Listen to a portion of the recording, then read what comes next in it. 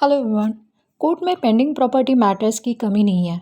संपत्ति को लेकर इतना स्पष्ट कानून होने के बावजूद भी इसके विवाद से जुड़े लाखों मामले पेंडिंग हैं। ऐसे मामले सालों तक सुलझ नहीं पाते क्योंकि वो इतने कठिन होते हैं। यही कारण है कि परिवार के वरिष्ठ सदस्यों को अपनी संपत्ति को समय रहते सही तरीके से बांट देना चाहिए या फिर विल बनाकर रखना चाहिए।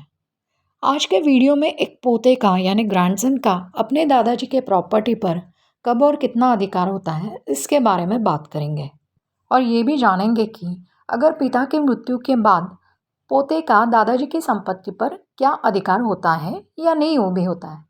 पहले तो दादा की स्वअर्जित संपत्ति के बारे में बात करते हैं। दादाजी की स्वअर्जित प्रॉपर्टी में पोते का जन्म सिद्ध अधिकार यानी बर्थ राइट नहीं होता है।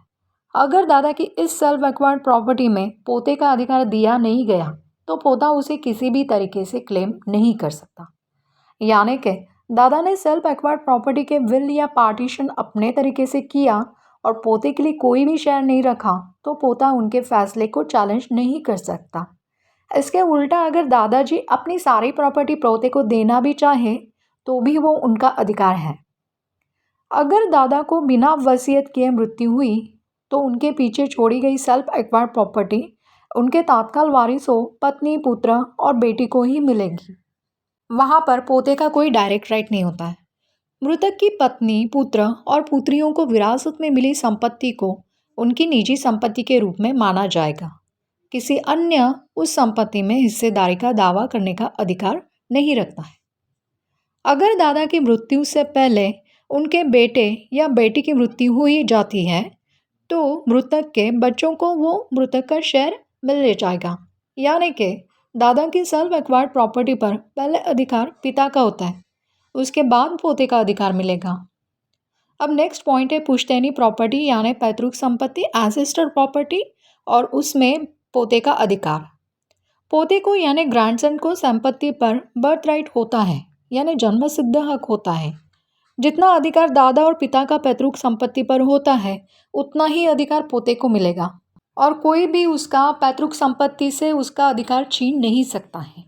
यही लॉ पोती के लिए भी लागू होता है। हिंदू सक्सेशन एक्ट के तहत पोता और पोती हिंदू जॉइंट फैमिली के कोपर्सनस यानी समान उत्तराधिकारी होते हैं। अगर कोई भी आपको आपका पैतृक संपत्ति में अधिकार देने से मना कर रहा है तो आप कोर्ट जा सकते हो।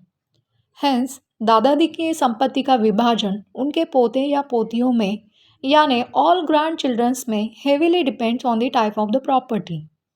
प्रॉपर्टी डिस्प्यूट अवॉइड करने के लिए दादाजी को मृत्यु से पहले उसका प्रॉपर फेयर पार्टीशन करना ज़रूरी है, अदरवाइज विल बनाकर रखना ज़रूरी है।